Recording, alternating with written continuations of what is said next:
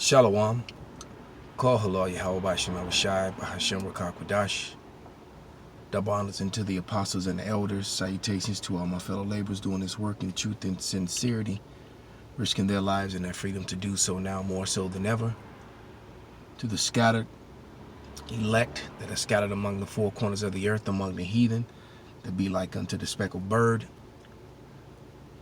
To the Akwaf that are listening and learning. To you I say Shalom. This is your brother Malcolm from the branch of the Great Millstone here in Chicago. It's coming with another lesson. And this is about the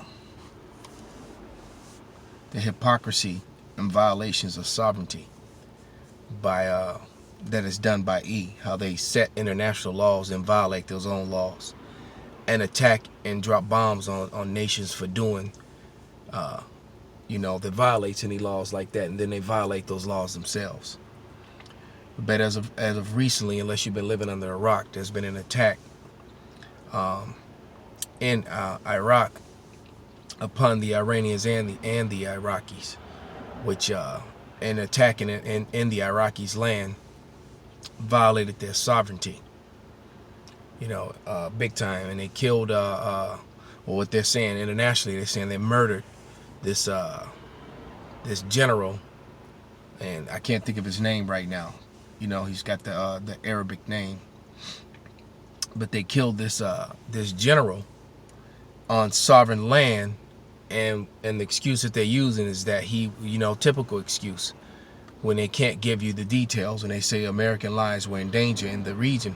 Well, the Americans that were in the region are there illegally according to American and international laws, according to sovereignty laws.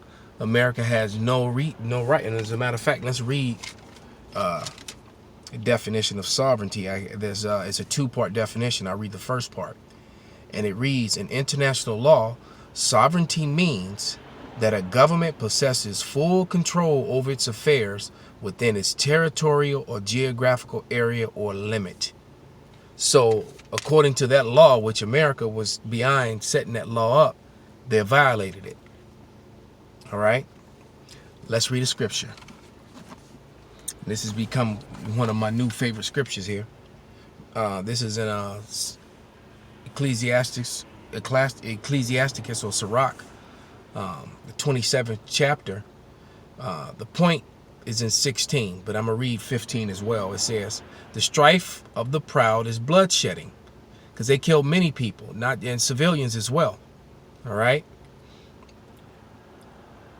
Because they use a drone attack at an airport. Okay. It says the strife of the proud is bloodshedding, and their revelings are grievous to the ear. Because when you listen to the excuses as to why and what they did, it's kind of aggravating. Listening to the proud of what's his name of Mike Pence or Pompeo, whatever his damn name is. How proudly he's speaking about the murder of this man, and then all the things that he's saying that this man is guilty of. America is guilty of that, of these actions 1,000 times over for many conflicts and years. It's just so hypocritical for using the verbiage that he was using. All right, verse 16: whoso discovers secrets loses his credit, and shall never find friend to his mind. And so you're looking at the Chinese, the Russians, and many European nations as well are very upset, and America has lost even more credibility with them, because it's like, okay, you're just violating sovereign laws now.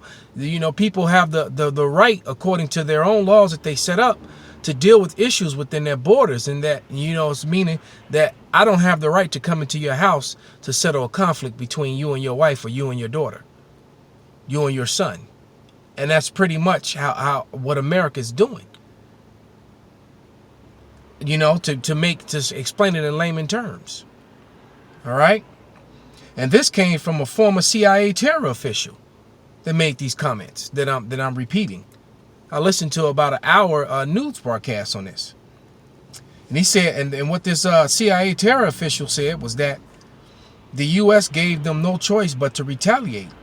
Right? He said even if the intelligence was good, they shouldn't have taken it from escalation to boil. because they took this to a boiling point, man. So this thing is about to bleed over. It's going down, man. All right, and we've been telling you that for a long time. And I'm willing to bet when all the smoke clears that there was an Israeli behind this. So when the scripture says that the least of the flock should draw them out, because who stands to benefit the most from Iran being removed from Syria in Iraq? Okay, let's go to Joel, the 2nd chapter. All right. You know, according to the sovereignty laws, because guess what? The Lord has sovereignty too over what? Over his people. And we're going to read the second part of that definition of sovereignty. All right. But this is Joel, the 2nd chapter. And oh,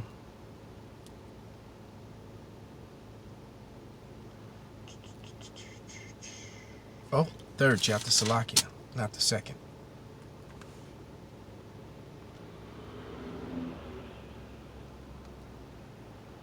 And I'm going to read verse 2.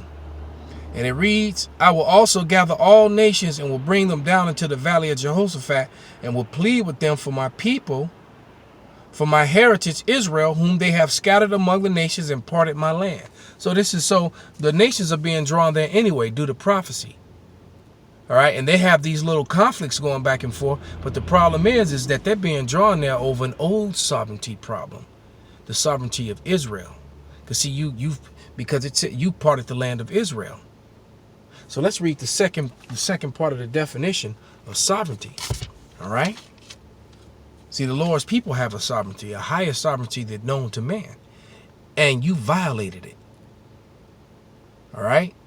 Sovereignty, part 2, may be recognized even when the sovereignty body possesses no territory. Does not the scripture say that the world was made for our sakes, yet we possess no part in it? All right. But our sovereignty is still recognized because why? We're the true people of the Lord. All right. So it says sovereignty may be recognized even when the when the sovereign body possesses no territory, or its territory is under partial or total occupation by another power. You see, our sovereign territory is in possession by another power, and the power that made all things is coming to redeem us and take it back. See, we go to Ezekiel. It's like, man, this scripture comes out at least once a week with me. At least. Why? Because this prophecy is playing itself out literally before you. That's why. This is Ezekiel 36:5, and it says, therefore thus saith Yahweh, power, surely in the fire of my jealousy have I spoken against the residue of the heathen and against all Idumea, which have appointed my land into their possession, with all the joy of all their heart, with despiteful minds to cast it out for a prey. So they've parted our land and divided it between 2 heathen nations and cast us out for a prey. They've violated our sovereignty. Let's read that part 2 definition of sovereign law, international sovereignty law again. Part definition 2. Sovereignty may be recognized even when the sovereign body possesses no territory, or its territory is under partial or total occupation by another power. So they violated it on a heavenly level, and then they continue to violate it here and now on the planet Earth. Right here in your face, man. And there is going to be retaliation of man for what has been done by the Americans, by the people here in Babylon. But best believe there's going to be a greater retaliation done from on high by Yahweh, by Shem Shai. All right? It's going to happen. You know, that day of fervent heat. As a matter of fact, let's go back to Joel. Let's read verse 3. And it reads, and they have cast lots for my people, and have given a boy for a harlot, and sold a girl for wine, that they may drink. That was the slave trade, both northern and southern kingdom. So-called natives and so-called Negroes. All right. Yea, what have ye to do with me, O Tyre and Zidon, and all the coasts of Palestine? Will you render me a recompense? All right. And if you recompense me swiftly and speedily, will I return your recompense upon your head, because you have taken my silver and my gold, and have carried into your temples my goodly pleasant things. The children of Judah and the children of Jerusalem have ye sold unto the Grecians, that ye might remove them far from their border. So those Hamites, all right, and those Ishmaelites sold the children of Israel unto the Edomites, the Grecians. And doing so, they violated heavenly sovereignty, all right? The true sovereigns of the world. All right, because the world was made for the sake of the Israelites, man. Point blank, period. Let's get that and close out. Let's find that. That's in 2nd Ezra 6 and